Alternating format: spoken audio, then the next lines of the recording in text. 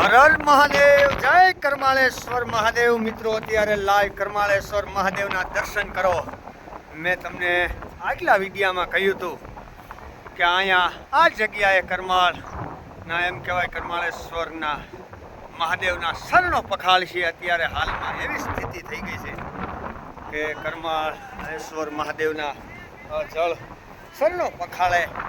મિત્રો અત્યારે જુઓ મહાદેવના લાઈવ દર્શન કરો. મિત્રો આ આપણું શેક ડેમ છે, તમે જોતા હતા જે વિડીયોની અંદર.